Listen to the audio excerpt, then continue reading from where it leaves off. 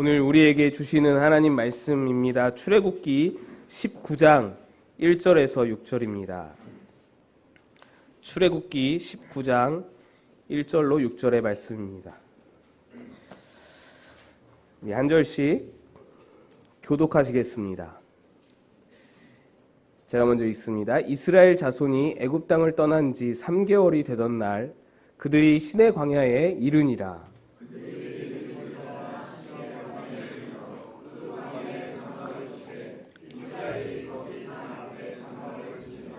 모세가 하나님 앞에 올라가니 여호와께서 산에서 그를 불러 말씀하시되 너는 이같이 야곱의 집에 말하고 이스라엘 자손들에게 말하라.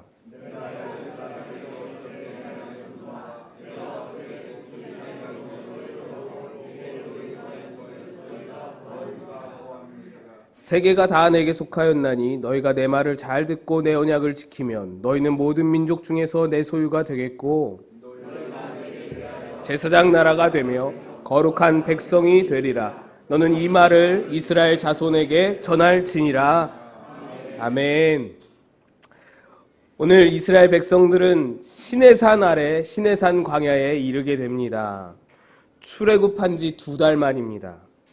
1절에서 3개월이 되었다라고 말을 하고 있는데 3개월이 되었다라는 것은 3월이 되었다라는 의미입니다. 1월 15일에 6월절을 지키고 출애굽을 하였던 이스라엘 백성이 2달이 되어서 3월이 되었다라는 것을 의미하는 말입니다.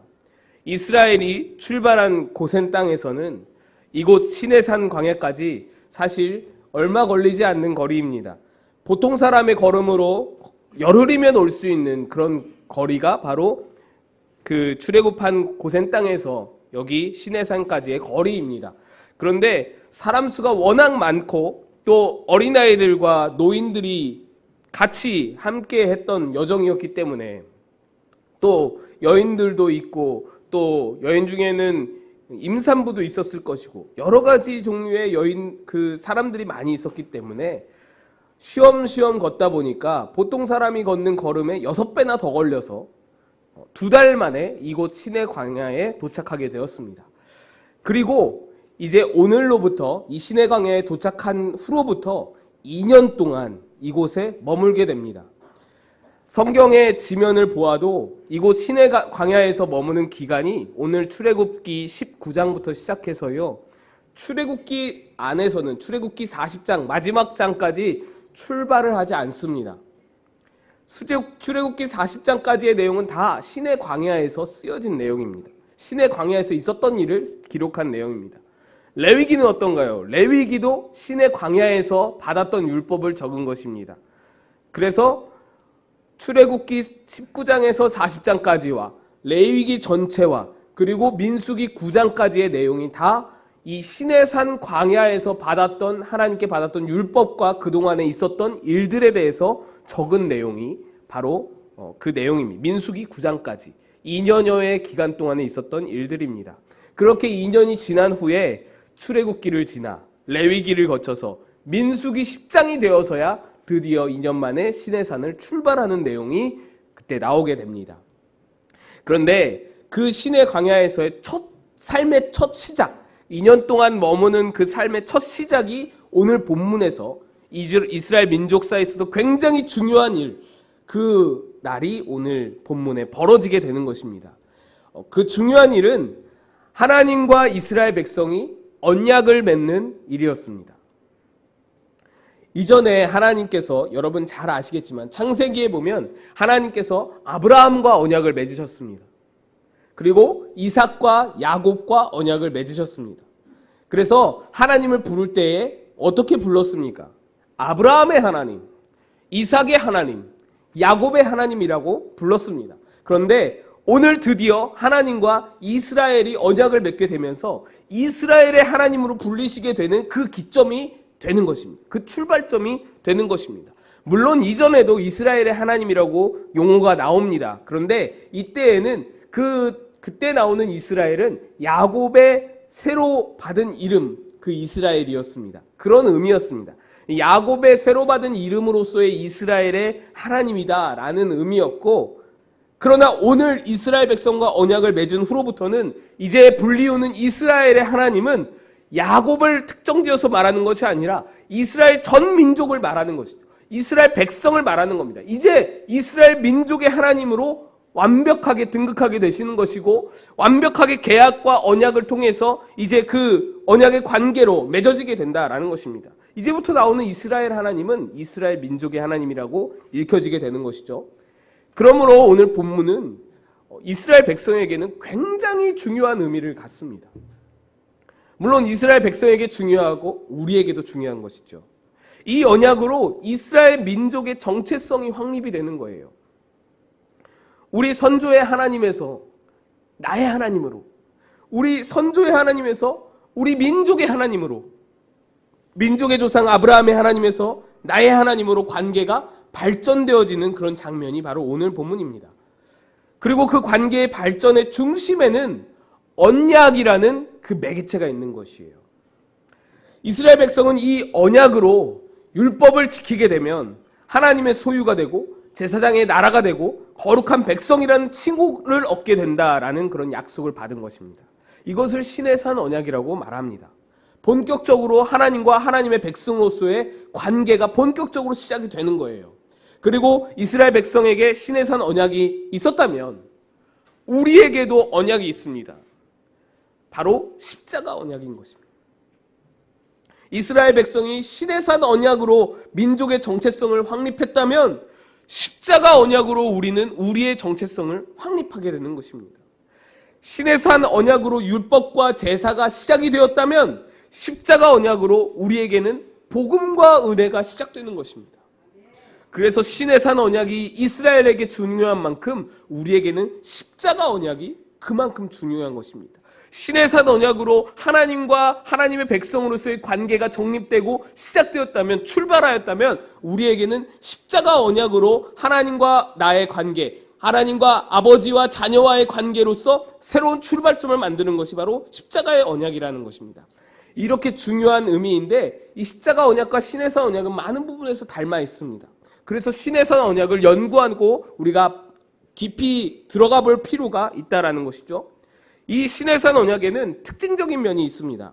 뭐냐면 하나님께서 청약을 하고 인간이 승낙한다라는 것입니다. 다시 말씀드립니다. 이 신의 산 언약의 특징이 뭐냐면 하나님께서 청약을 하고 인간이 그것을 승낙한다라는 것입니다. 여러분 듣기에 조금 불편하실지도 모르겠는데 사람과 사람과의 관계, 그 계약을 보면 갑을 관계가 있잖아요. 물론 이제 그 계약서에 갑을 갑과 을의 명칭을 사용하는 것이 이제 뭐 법으로 금지가 되었다고 하더라고요. 그런데 그렇다고 해서 갑을 관계 자체가 사라지는 건 아니죠. 계약은 청약과 승낙이 있어야 완성이 됩니다. 주로 을이 청약을 하고 갑이 승낙을 하는 구조가 바로 계약관계 구조입니다. 그래서 갑은 재력이 있거나 권력이 있거나 대부분 이 계약이 무산이 되어도 이 계약이 끝나버려도 갑에게는 큰 해로울 것, 아쉬움이 없는 구조가 바로 이 갑을 구조이죠. 그런데 을은 갑에 비해서 재력도 권력도 없는 입장입니다. 그리고 이 계약이 무산이 되면 치명적으로 치명타를 입는 것이 을의 입장입니다. 하나님과 인간이 언약을 맺으면 여러분 우리가 생각하기에는 당연히 하나님이 갑이 되셔야 되죠. 그리고 인간이 을이 되어야 합니다. 모든 힘과 권능을 하나님께서 가지셨고 심지어 언약을 맺는 인간은 그의 피조물입니다. 그가 만드신 존재들이에요. 그런데 오늘 말씀은 하나님이 친히 이스라엘 백성을 찾아오십니다. 하나님께서 이스라엘 백성에게 언약을 제안하시고 백성은 승낙을 하는 거예요. 사람 사이의 계약은 갈급한 자, 즉 을이 청약을 하고 갑이 승낙을 하지만 하나님은 인간을 갑으로 세우시고 친히 을이 되셔서 인간과 언약을 맺으시는 거예요. 그렇다고 이 언약을 맺음으로 하나님이 어떤 큰 이득을 취하시느냐? 그것도 아닙니다. 오히려 이 언약을 통해서 어마어마한 유익을 얻게 되는 쪽은 인간이었어요. 구체적으로 설명을 드리겠습니다. 인간이 어떤 유익을 얻게 되느냐? 첫째로 하나님이 내 소유가 되게 한다라는 말씀입니다. 이스라엘 백성이 하나님의 소유가 된다라는 것이에요. 근데 이런 질문이 가능합니다. 언제나 하나님의 소유가 아니었나? 맞아요. 원래부터 하나님의 소유였습니다. 게다가 보시면 5절 앞에 하나님이 이렇게 말씀하세요. 세계가 다 내게 속하였나니. 그런데 그 문장이 끝나기도 전에 너희 모든 민족 중에서 내 소유가 되겠고 이렇게 말씀합니다. 세계가 다 내게 속하였나니 라고 말씀하시고는 그 뒤에 너희는 모든 민족 중에서 내 소유가 되겠고, 여러분 뭔가요? 하나님이 다 세계는 다 내 거야 라고 말씀하시고 너희는 내 거가 될 거야 라고 말씀하시는 거예요. 뭔가 앞뒤가 안 맞죠. 하나님이 약간 단기 기억 상실같이 한 문장을 말하면서 전 세계가 내 거야, 근데 이 계약 이행하면 넌 내 거가 되는 거야, 이런 거잖아요. 말이 안 맞습니다. 저도 도저히 이해가 안 돼서 원어를 뒤져봤어요. 그랬더니 내 소유가 되리라 라는 그 말씀의 소유라는 말이 원어로 세굴라인데, 이 세굴라라는 그 말은 재산이라고 표현해야 더 맞는 말이에요. 그리고 이 세굴라가 성경의 다른 곳에서 사용되는데 역대상 29장 3절에는 소중하게 간직된 사유재산이라는 의미로 사용이 되었고요. 전도서 2장 8절에서는 외부로부터 어떠한 상해도 받지 않고 보존된 보물, 가치 있는 보물이라는 의미로 사용이 되었습니다. 그러므로 세굴라는 내 소유라는 번역보다는 내 귀중한 재산, 내 아끼는 보물, 내 보물 1호라는 번역이 더 어울린다라는 것이죠. 이 언약으로 말미암아 이 계약을, 이 맹세를 체결함으로 말미암아 이스라엘 백성은 하나님의 보물 1호가 된다라는 것입니다. 세계가 다 하나님께 속하였고 그의 소유가 아닌 것이 없지만 그 중에서도 가장 값진 보물이 된다라는 것이 하나님의 말씀인 것입니다. 여러분, 이것이 어떠한 실질적인 유익을 이스라엘에게 가져다 줄지요. 여러분 소유물 중에서도 보물 1호가 있을 겁니다. 어떤 분에게는 집이 보물 1호가 될 수도 있고요. 어떤 분에게는 자녀가 보물 1호가 될 수도 있고요. 어떤 분에게는 스마트폰이 보물 1호가 될 수도 있습니다. 지금 스마트폰을 한 4년, 5년 쓰신 분들은 안 봐도 훤하죠. 집에 들어가면 스마트폰을 보시다가 집에 들어가면 스마트폰을 침대나 소파에 휙 던지십니다. 슉슉슉슉 날아가서 그 소파에 착 안착되면 다행이지만 잘못해서 떨어져도 크게 상심하지 않습니다. 떨어지나 보다 그냥 내버려 두고, 잘못 만지다가 툭 떨어져도 아이고 이미 뭐 상처가 많은, 이미 베린 몸, 뭐 이런 식으로 받아들이시면서 그다지 그렇게 귀중하게 생각하지 않습니다. 물론 여러분 중에는 소중하게 생각하시는 분이 계실지 모르겠지만 제 입장에서 그렇게 생각을 한 거예요. 저는 그럴 것 같아요. 그런데 최신 스마트폰으로 바꾸면 어떤가요? 최신 폰으로 바꾸시면 그냥 소중히 여기고 보호하고 아끼고 사랑하고, 여기에다가 뭐 강화 필름 붙이고 뭐 케이스를 뭐 끼시고, 여러분 그렇잖아요. 금이야 옥이야 작은 기스라도 하나 생길까봐 막 겹겹이 싸매잖아요. 그게 보물 1호인 거예요. 그게 하나님께서 이스라엘 백성을 지금 언약을 맺으시면서 너 내 보물 1호로 삼겠다라고 약속하시는 게 그 부분인 거예요. 모든 관심을 쏟아붓는 거예요. 소중히 여기시고 보호하시면서 아끼고 사랑한다는 의미가 이 보물 1호에 다 들어있다라는 것입니다. 이것만으로도 이 이스라엘에게는 큰 유익입니다. 근데 더 있어요. 두 번째로 이스라엘 백성이 얻는 유익은 제사장 나라가 되게 하겠다 하시는 것입니다.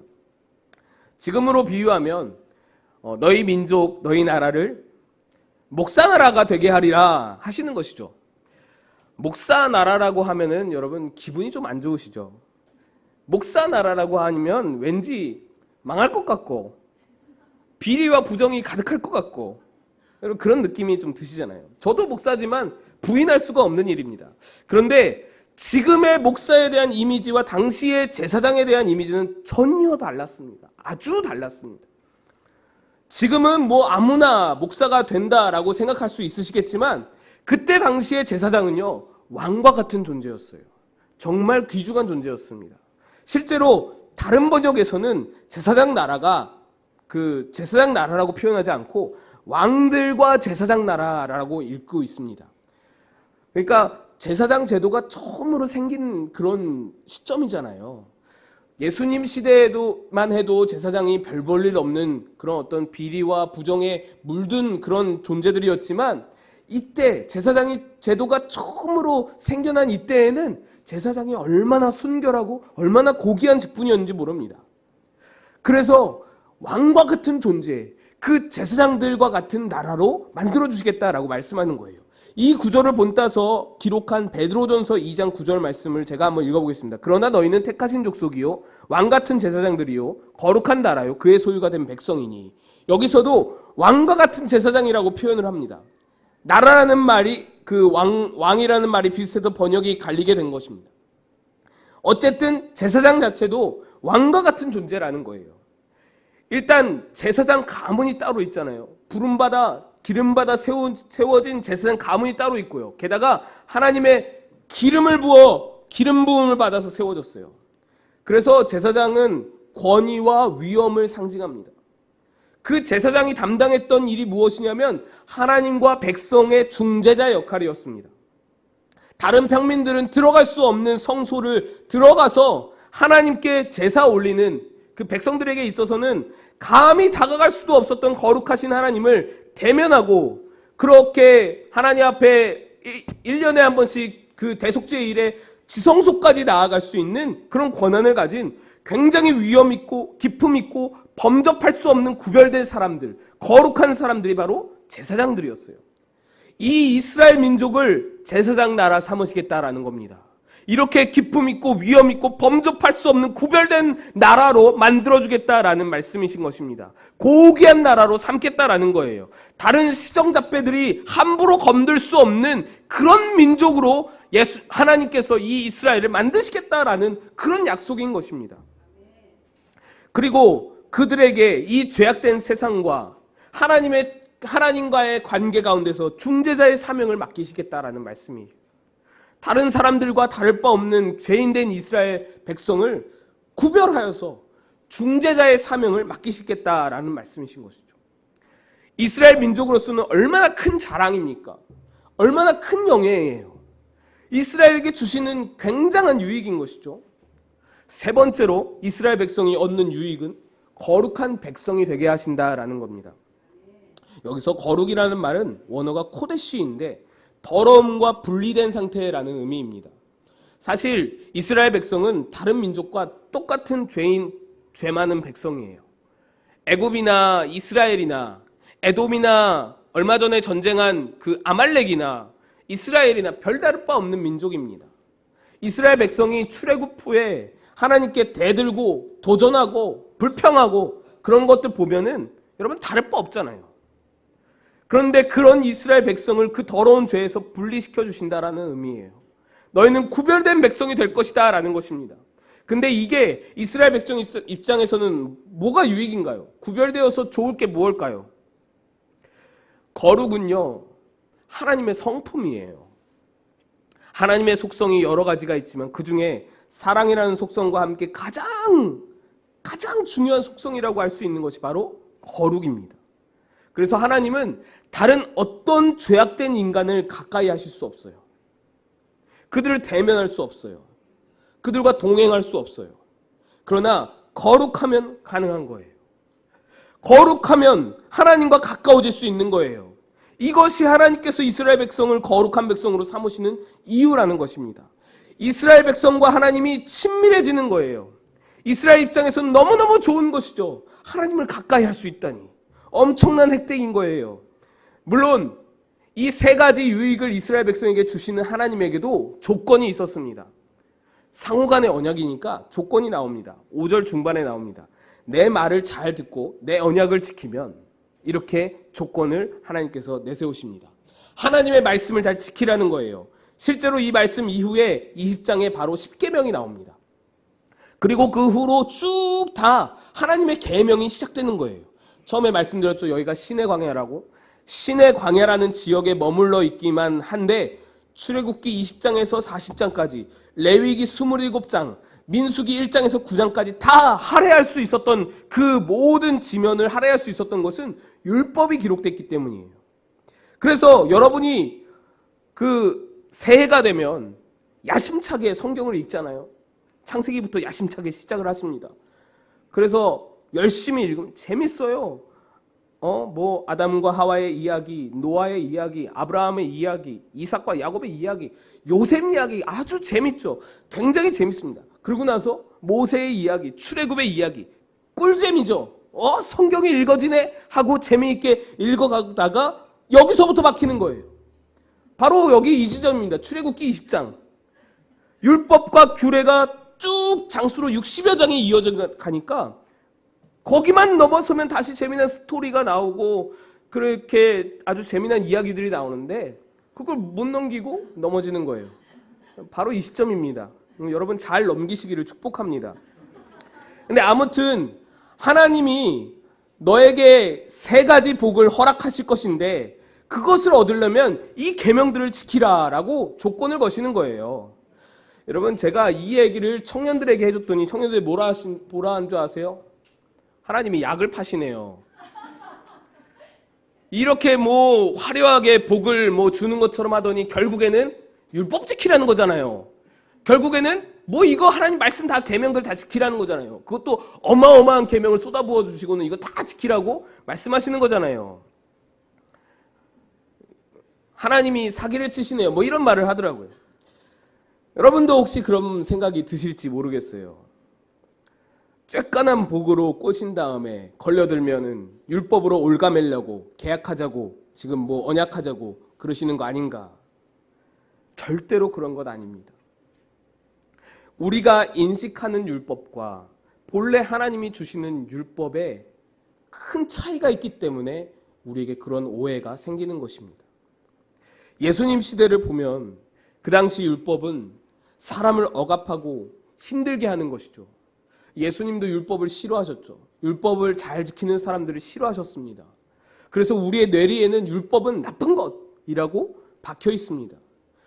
지금 언약하신 하나님도 마치 좋은 것들을 미끼로 걸고 율법으로 우리를 올가매려고 하시는 것 같은 착각이 우리에게 들법합니다. 그 예수님의 신약의 율법의 그 율법을 지키는 사람들, 바리새인들과 그 서기관들과 그 사람들의 그 행태를 볼 때에 우리에게 그런 오해가 들만하죠. 근데 그게 아닙니다. 예수님 시대의 율법은 인간들에 의해 변질된 율법이었어요. 처음 하나님께서 율법을 제정하시고 인간에게 허락하신 율법은 그 의도와 목적이 명백했습니다. 율법을 주시면서 하나님께서 의도하고 목적하신 바가 명백했습니다. 무엇이냐면 사람을 살리는 목적이었습니다. 사람을 행복하게 하도록, 사람을 행복하게 살도록 하기 위한 하나님의 의도가 그 율법 속에 면면히 담겨져 있었습니다. 울타리를 쳐주시는 것이죠. 여기를 넘어가면 너에게 위험해. 그래서 이 울타리 안에서 놀아야 해. 이거를 넘어가면은 너에게 위험해. 너는 여기 넘어가면은 너는 망가질 수 있어. 너의 삶이 어그러질 수밖에 없어. 그러니 이 테두리 안에서 놀아야 해 하고 하나님께서 율법을 허락하신 거예요. 그거의 목적은 사람을 사랑하시는 것이고 사람을 살리기 위한 것이고 사람을 행복하게 살도록 하기 위함이었어요. 사람을 완전히 구원할 수 있는 그런 율법의 기능은 아니었지만 신약에서도 말하죠. 율법은 초등교사라고요. 초등교사. 초등교사라니까 초등학교 교사라는 말이 아니에요. 아주 기초적인 길을 가르쳐주는 선생님이라는 말씀입니다.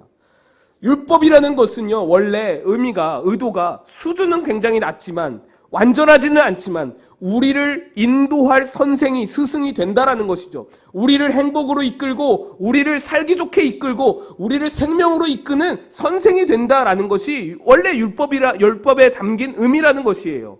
율법은요, 처음 우리에게 주어진 율법은요, 이스라엘에게 처음 주어진 율법은 하나님의 사랑이었습니다. 율법을 허락하신 하나님의 의도는 인간을 향하신 하나님의 지극한 사랑이었습니다. 애끓는 사랑이었습니다. 그래서 이 시내산 언약은요, 세 가지 복을 걸고 율법이라는 복을 또한 조건으로 내거는 거예요. 마치 이런 겁니다. 복을 미끼로 주면서 더 큰 복을 얻게 하시는 하나님의 사랑이라는 것입니다. 이렇게 말하면 좀 쉬울 것 같아요. 아이가 아플 때 약을 주잖아요. 약 먹어라. 그럼 먹나요? 약을 먹기 싫어해요. 뭐 요즘 약은 아주 맛있게 나오지만 저 때만 해도 약이 별로 맛이 없었습니다. 그래서 약 먹기가 그렇게 싫었어요. 저는 밥도 잘 안 먹었거든요. 밥도 먹기 싫은데 약은 웬 말이에요. 그러니까 약 먹기가 싫었어요. 그래서 어머니가 항상 약을 주시면서 뭘 같이 주세요? 이거 약 먹으면 맛있는 비타민 준다. 이거 약 먹으면 맛있는 사탕 준다라고 우리를 꼬시는 거예요. 맛있는 비타민도 아이에게 좋은 것이지만 약은 아이에게 더 좋은 거죠. 어르고 달래서 약을 먹이고자 그렇게 사탕을 주시면서 좋은 것을 준다고 말씀하시는 것이죠. 여러분, 하나님을 그 말씀을 지키며 사는 것이 이스라엘 백성에겐 복이에요. 그래서 하나님의 뜻을 알고 그 뜻대로 사는 것이 하나님과 동행하는 것이고 이스라엘이 구원으로 나가는 초보적 등급의 길이었기 때문에 하나님은 복을 주시면서 복을 허락하시는 거예요. 약을 주시면서 좋은 것을 주시듯이 부모님이 우리에게 복을 주시면서 복을 주시고자 우리에게 필요한 것을 주시면서 더 큰 복을 주시고자 하나님은 율법을 통해서 더 큰 복을 우리에게 허락하여 주셨다라는 것입니다. 여러분, 처음에 이야기했던 계약 이야기 있잖아요. 이 시내산 언약을 계약적으로 보면 완전히 일방적인 굴욕적인 계약입니다. 하나님이 얻는 것이라고는 이스라엘 백성이 거룩하여져서 하나님과 친밀해질 수 있다는 것 말고는 하나도 없어요. 이스라엘에게 완전히 다 퍼주는 계약입니다. 우리나라 대통령이 어디 가서 이런 계약하고 왔다면 여러분 어떻게 생각하겠어요? 여러분 다니는 회사의 회장님이 어디 가서 이런 계약을 하고 왔다면 여러분 어떻게 싶겠어요? 이거는 너무나도 일방적인 굴욕적인 계약입니다.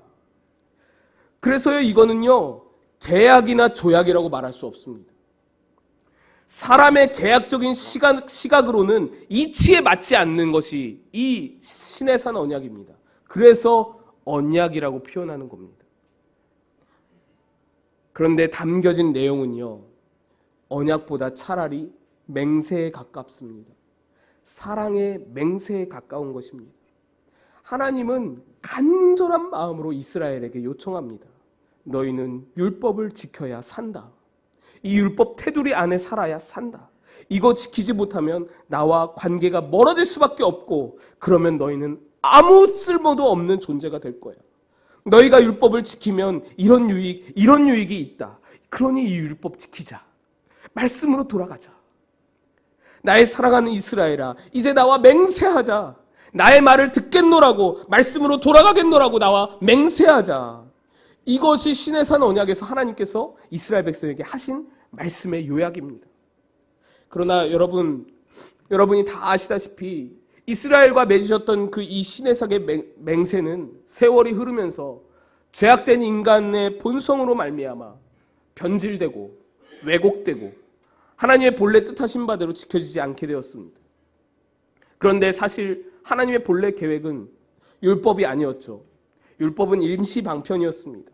율법은 완전하신 하나님이 모든 것을 행하시는 것이 아닌 불완전한 인간의 행위에 달린 것이기에 무너질 수밖에 없는 약속이었어요. 그래서 처음부터 시내산 언약은 진짜 사랑의 맹세를 위한 하나의 준비 단계였습니다. 이미 아담이 범죄할 때부터 하나님은 어마어마한 또 다른 사랑의 맹세를 준비하고 계셨습니다. 이번에는 절대로 실패하지 않을 맹세예요. 불완전한 인간이기에 인간의 행위에 의존하지 않는 하나님께서 모든 것을 행하시고 모든 것을 준비하시고 모든 것을 이루실 절대로 영원토록 무너지지 않을 언약, 그 맹세, 그것이 바로 십자가 언약입니다. 그것이 바로 십자가의 맹세입니다. 이것은 완벽한 사랑의 맹세입니다. 무너지지 않을 맹세인 것입니다. 이 맹세로서 하나님은 우리에게 말씀합니다. 이 세상 모든 만물이 내게 속하였지만 너희는 내 보물이로다. 너희에게 왕과 같은 제사장 같은 권위와 위엄을 사명을 허락할 것이다. 이제 세상과 구별되어서 나와 관계를 맺는 하나님의 사람이 되어라 라고 하나님께서 선언하시는 것입니다. 이스라엘에게 임했던 축복과 모든 은혜가 바로 이제 우리 모두에게 동일하게 임하게 되는 것입니다. 그런데 이 십자가 언약에도 한 가지 조건이 있습니다. 시내산 언약이 말씀으로 율법으로 나아가라 였다면 십자가 언약은 십자가를 영접하라. 이것이 조건입니다. 십자가의 예수를 받아들여라. 이것이 조건입니다. 복음으로 돌아가라. 라는 것이 이 십자가 언약의 십자가 맹세의 조건인 것입니다. 이것이 아들을 주기까지 내어주시면서 이스라엘을 넘어 죄로 물든 이방인인 우리에게 맺으신 하나님의 사랑의 맹세라는 것입니다. 여러분, 인생을 살아가시면서 소망과 희망으로 가득 찬 그런 마음도 있겠지만 두려움으로 가득 찬 마음도 분명히 있을 줄로 압니다. 실패가 반복될 것이 두렵고 근심이 계속될 것이 두렵습니다. 저도 그렇습니다. 누구나 소망과 두려움이 공존하는 것이 인생입니다. 그러나 여러분, 두려워하지 마시길 축복합니다. 저도 두려움을 떨쳐내고자 합니다. 우리에겐 십자가의 사랑의 맹세가 있기 때문입니다. 요한일서 4장 18절에는 이런 말씀이 있습니다. 사랑 안에 두려움이 없고 온전한 사랑이 두려움을 내쫓나니 하나님이 친히 우리에게 내려오셔서 우리를 갑으로 세우시고 우리의 을이 되셔서 맺으신 사랑의 맹세가 우리의 모든 두려움을 쫓아낼 수 있을 줄로 믿습니다. 하나님은 약속을 절대로 어기지 않으십니다. 성경을 보세요. 하나님은 단 한 번도 약속을 어긴 적이 없으십니다. 이스라엘에게 하신 것과 마찬가지로 여전히 우리를 보물이로로 여기시고 보존하시고 보호하시면서 왕과 같은 제사장으로 우리에게 권위와 사명 그리고 거룩한 백성으로 여겨 우리를 가까이 하게 함께 해주실 그 하나님의 약속을 우리에게 지키실 것입니다. 그런데 여러분, 하나님의 노래만으로는 사랑의 맹세가 완수되지 않습니다. 이 맹세 언약은 상호간에 맺은 것입니다. 아무리 하나님의 행하심이 99%라도 여전히 그 맹세 완수하기 위해서는 우리의 믿음, 우리의 마음을 여는 것, 십자가를 받아들이는 것, 십자가를 바라보는 것, 십자가를 따라가는 일이 필요합니다. 그 1%가 필요하다라는 것입니다. 그래서 여러분, 오늘 제가 여러분 권면합니다. 다시 이 사순절에 다시 복음으로 돌아갔으면 좋겠습니다. 복음으로 돌아가야 합니다. 십자가로 가야 합니다. 십자가 앞에 무릎 꿇고 우리 다시 처음부터 시작한다라는 마음으로 같이 나가셨으면 좋겠습니다. 시나사 언약에서 다시 말씀으로 돌아가라고 하셨고 십자가 언약에서 다시 복음으로 돌아가라고 하십니다. 하나님이 우리에게 주신 사랑의 맹세로 두려움을 몰아내고 복음으로 말씀으로 돌아가서 그 사랑의 맹세를 완수하는 우리 마곡 꿈꾸는 교회 성도분들이 다 되시기를 축복합니다. 함께 기도하겠습니다.